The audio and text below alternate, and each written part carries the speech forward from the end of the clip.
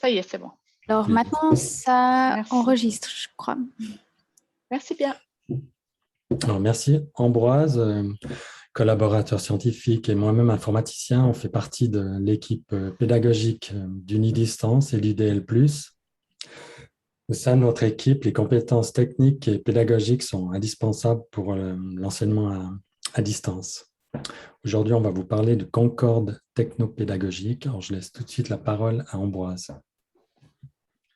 On vous présente la Concorde dans le cadre du développement d'une plateforme d'apprentissage individualisée. Et puis, c'est vraiment cette idée de Concorde qui est au centre de notre présentation. Je commence tout de suite par un exemple. Un jour, j'étais dans le train en train de monter à Brigue et en stabilo-bossant mon livre, je me dis ce serait extraordinaire si, dans notre plateforme, les étudiants peuvent stabilo-bosser leurs cours. Aussitôt dit, aussitôt fait, on en parle avec Frédéric. J'allais dire une journée de travail, je ne sais pas combien de temps il met pour réaliser ce genre de miracle, mais quoi qu'il en soit, la fonctionnalité existe aujourd'hui sur notre plateforme, on peut surligner le texte. Un autre membre de notre équipe ou une autre membre de notre équipe a une autre idée, la semaine suivante, il faudrait pouvoir donner à voir à l'étudiant s'il maîtrise telle partie du cours ou s'il ne la maîtrise pas. Et ainsi, Frédéric nous installe des petits signaux à réviser devant les chapitres du cours. Autre idée qui peut apparaître, ici vous imaginez Frédéric tel qu'on l'imagine dans notre équipe, on se dit ce serait quand même extraordinaire si en un seul regard, l'étudiant peut voir pour chaque partie du cours dans sa table des matières où il se situe. Et Frédéric nous installe les pictogrammes avec des signaux de panne partout où l'étudiant a un défaut de compréhension. Pourquoi? Parce que pour les questions qui sont correspondantes à cette partie du cours, l'étudiant a fait des erreurs. Donc, on voit les algorithmes connectés avec le cours, on voit les discussions et on voit la réaction très rapide de Frédéric parce qu'on travaille dans le même bureau. Donc, le titre de cette intervention commence par Concorde. On pense aussitôt à la bonne entente. Mais en réalité, il y a un deuxième sens à Concorde auquel on a pensé en préparant cette présentation. C'est l'avion qui a été un miracle technologique, Paris-New York en 3 heures, mais un désastre commercial parce qu'il était trop technologique. Et on s'est dit que c'était une belle image pour notre projet. Souvent, quand on doit trancher, faut-il mettre en place telle fonctionnalité? Faut-il ne pas la mettre en place? Eh bien, le Concorde pourrait nous servir de rasoir. Faisons simple, fonctionnel, plutôt que de vouloir complexifier à l'excès. La plateforme d'apprentissage est développée dans le cadre du projet P8. Je vous passe les bases pédagogiques de notre état d'esprit parce que sur notre plateforme, les étudiants commencent par résoudre des exercices avant d'avoir accès aux cours. Alors, de la même manière, on va vous proposer un exercice qui est sur notre plateforme avant de revenir à la pédagogie. Alors, vous pouvez le faire en arrière-fond ou bien vous pouvez suivre à l'écran, vous avez vraiment le choix. Cette première question, enfin cette seule question qu'on va vous poser, consiste à ouvrir un navigateur Swiss Map Geo et à chercher le nom de la montagne Fletcher. Frédéric vous mettra peut-être le lien dans le chat. Ce n'est pas forcément important de résoudre le problème, ce qui est important, c'est de comprendre l'état d'esprit. Quand on pose cette question, enfin, cette première partie de la question à l'étudiant, il n'y a aucune difficulté. La difficulté apparaît ensuite. L'étudiant doit chercher la même montagne en 1950. Il est perdu dans les fonctionnalités de l'application, une application que peu d'étudiants connaissent au départ, nous imaginons. Et là, beaucoup d'étudiants pourraient être découragés. Et surtout, notre plateforme est une plateforme qui développe les compétences numériques, mais qui n'est pas en train de les évaluer. Donc, nous faisons tout pour aider l'étudiant à résoudre ce problème. C'est pour ça qu'il y a un accès au cours et surtout un indice. Ici, l'indice est suffisant. Si l'étudiant clique sur le bouton indice, on l'accompagne pas à pas. Ouvrir le menu qui est à tel endroit sur ce site internet, choisir la partie carte affichée, puis voyage dans le temps. On voit bien qu'on ne demande rien de difficile à l'étudiant, on l'accompagne pas à pas. Il est dans sa zone proximale de développement, il a un tuteur sous le personnage de l'indice. Je ne vous donne pas la réponse, peut-être qu'il y en a qui voudront continuer à chercher la solution pendant le reste de la présentation. Alors, nous allons présenter nos visions pédagogiques et technologiques. Commençons par la vision pédagogique. Nous cherchons, et c'est ambitieux, à répondre aux plus hauts standards de qualité en termes d'enseignement efficace. Vous l'avez vu, nous avons une approche par enseignement actif, c'est-à-dire que nous mettons les étudiants devant des situations problèmes. Nous essayons de donner des feedbacks le plus rapidement possible, soit sous la forme d'un indice ou d'un accès au cours, soit en disant aussitôt à l'étudiant qu'est-ce qu'il a fait faux dans sa question, centré sur les tâches. Nous avons des attentes élevées et pour avoir des attentes élevées, nous nous basons sur le référentiel européen DISCOMP qui décline les compétences numériques en 3 niveaux, élémentaire, indépendant, expérimenté. Et puis, grâce à Frédéric, côté informatique, on peut taguer, coder les questions pour dire si elles sont de niveau élémentaire, indépendant ou expérimenté. Et on code le cours pour dire s'il est de niveau élémentaire, indépendant ou expérimenté. Ce qui nous permet aussi de respecter l'hétérogénéité, puisque l'étudiant est libre en tout temps de ne pas suivre nos algorithmes avec un petit bouton qui lui permet de faire ses propres choix. Donc, typiquement, si l'algorithme considère que l'étudiant est en niveau élémentaire, c'est pour nous sa zone proximale de développement, mais pas forcément pour lui. Il désire faire des exercices de niveau expérimenté. Il peut se consacrer selon son bon vouloir. Frédéric, à toi la parole. Votre vision technique cherche à garantir la qualité de notre logiciel. Les normes ISO, en particulier la norme 25010, distinguent 3 types de qualité. Je vais prendre quelques exemples par rapport à la qualité extérieure, l'exactitude, la pertinence. Quels sont nos besoins? Quels sont les besoins de l'utilisateur? Avec les possibilités technologiques actuelles, on a tendance à créer des besoins. Je pourrais prendre comme exemple, sur cette plateforme, je pourrais créer une fonctionnalité de chat pour les utilisateurs qui permettrait aux utilisateurs de communiquer entre eux. Je pourrais faire peut-être des groupes d'utilisateurs selon les compétences. Je pourrais permettre une historisation de ces conversations. Mais dès que je me tourne vers Ambroise, il va me montrer que la fonctionnalité va demander énormément de travail pour peu de valeur ajoutée.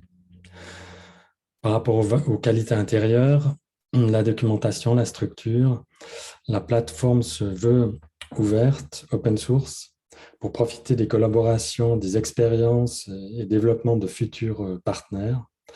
Elle devra donc être bien documentée, structurée, utiliser des frameworks qui sont accessibles, viables. Pour garantir la qualité future du logiciel, on utilise des pièces logicielles qui sont indépendantes et solides, comme par exemple une base documentaire. Chacune de ces pièces le logiciel doit être facile à appréhender. Là, je peux faire une comparaison avec Moodle, où dans Moodle, peut-être vous le savez, il y a une base MySQL, il y a le client en quelque sorte qui est intégré dans un gros paquet avec le back-end. Ça rend les choses un petit peu compliquées. Par rapport à la flexibilité, notre application plateforme est modulaire. On va travailler par paliers. Les premiers paliers, les premières versions apportent des fonctions de base et les versions suivantes vont comprendre des fonctionnalités moins importantes, peut-être comme un dashboard, tout en s'adaptant et en écoutant les besoins de l'utilisateur. Voilà, je passe la parole à Ambroise pour une petite démonstration. En réalité, il s'agit de 2 démonstrations. On va vous montrer assez rapidement ce que voit l'utilisateur, donc l'étudiant, quand il est sur notre plateforme. Puis ensuite, Frédéric va nous montrer ce que voit le prof quand il est en train d'éditer son cours. Donc là, normalement, vous voyez l'écran.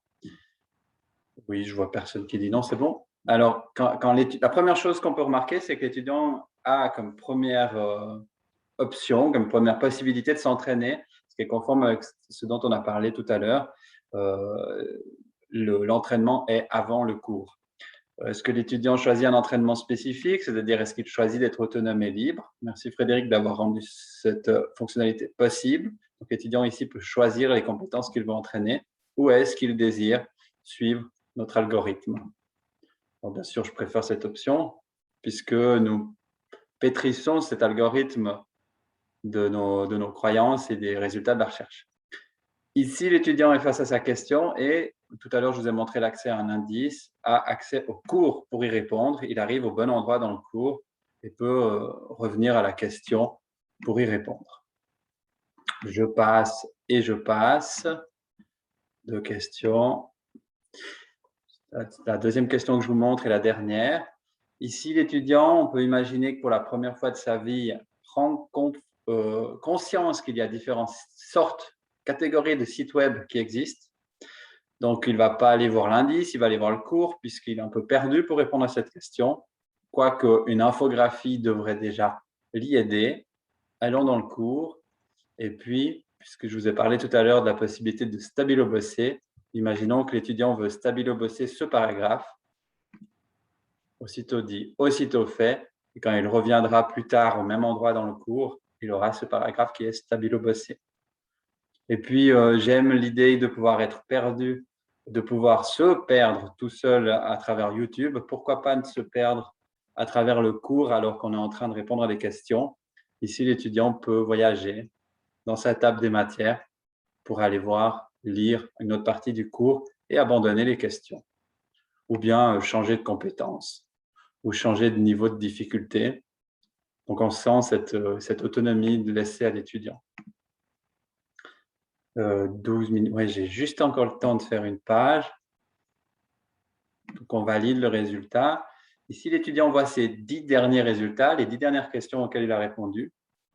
Et autre fonctionnalité très intéressante, c'est de pouvoir enregistrer les questions qui lui semblent mériter d'être enregistrées. Donc, l'étudiant peut cliquer sur ce petit signe à gauche pour enregistrer 3 questions qui seront dans sa boîte à questions. On avait des intervenants qui travaillent avec l'école primaire tout à l'heure. Ça fait écho à la CrocoBox ou aux boîtes de Leitner pour les pédagogues. Donc, à chaque fois, on utilise les résultats de la recherche en pédagogie avec ce que la technologie rend possible. Frédéric, à ton tour pour la partie interface enseignant.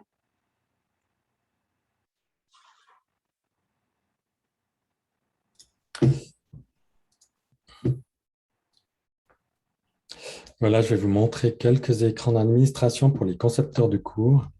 C'est une toute première version qui est fonctionnelle, qui a été co-construite avec 4 rédacteurs de cours. Alors là, je suis sur ma home page. Je vais choisir le groupe de cours Digital Skills. Là, je vois une liste de cours. Ça peut paraître un peu étrange, mais pour le prof, c'est très clair. On parle de compétences et de niveau de compétences selon DigCamp, alors élémentaire, A1. On peut tout de suite voir le nombre de chapitres qui est contenu dans le cours. Je peux voir mes chapitres, le nombre de questions qui est lié à chaque chapitre. Là, je vois que pour ce dernier chapitre, il n'y a pas de questions qui sont liées. Si je viens dans mon chapitre, je peux voir que le chapitre s'édite en Markdown. C'est un langage qui est très simple, qui permet de canaliser l'écriture des cours. Je peux le traduire en plusieurs langues. Je peux voir la liste de questions qui est liée à ce chapitre. Là, par exemple, on voit qu'il y a un commentaire, il manque une image en allemand. Pour l'édition des questions,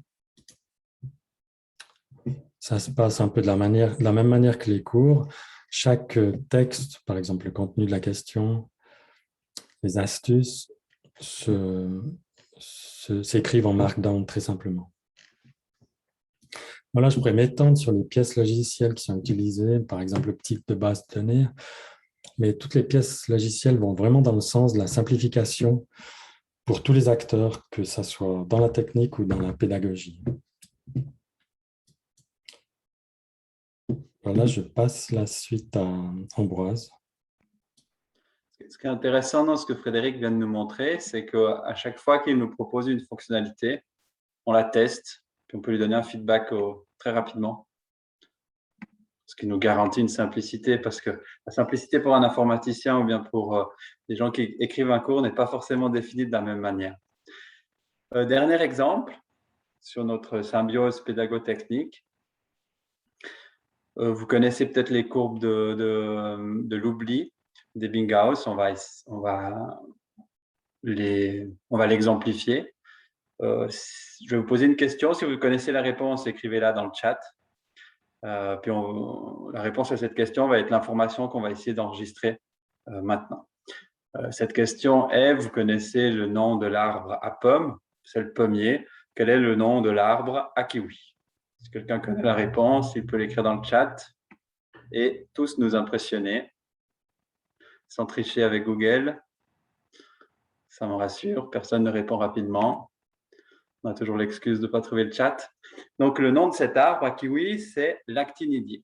Si vous êtes sur le modèle de gauche, vous allez vouloir enregistrer le mot actinidier en le répétant 5 fois de suite. Actinidier, actinidier, actinidier, actinidier, actinidier. Vous répétez 5 fois l'information et bien sûr, demain à souper, vous serez incapable de restituer cette information. À droite, bien évidemment, si cette information actinidier est apprise de façon distribuée, en espaçant de plus en plus l'apprentissage, elle va rester en mémoire pour un très long terme. Alors, cet exemple purement illustratif, ce qui est intéressant, c'est que quand on parle de ça avec Frédéric nous trouve une solution pour permettre à ce que chaque question posée aux étudiants puisse revenir selon un espace propre à chaque étudiant. Techniquement, si un étudiant a tendance à faire faux quand on lui repose la même question 6 heures plus tard, eh bien, cette durée va se réduire. Et puis, si l'étudiant a tendance à faire faux 12 heures plus tard, eh bien, à faire juste 12 heures plus tard, cet espace va s'allonger. Conclusion, vous l'avez compris, on essaye de faire en sorte de ne pas mettre la technique, de mettre la technique au service de l'apprentissage. Et pas de développer des pièces qui ont peu d'utilité. On a utilisé le mot concorde dans 2 sens. Ce qui est important, je crois, c'est la capacité au sein d'une équipe à être capable de voir le projet dans le regard de l'autre. C'est-à-dire pour nous qui sommes du côté du cours, de voir notre projet du point de vue de l'informaticien et pour l'informaticien de le voir dans nos yeux. Et alors, nous pouvons peut-être éviter de trop complexifier notre projet. L'image du Concorde reste là en arrière-fond. On n'est pas encore complètement à l'abri de tomber dans tous les pièges de l'excès de technologie, mais nous en sommes conscients. Merci pour votre attention et place aux questions. Merci beaucoup Ambroise et Frédéric.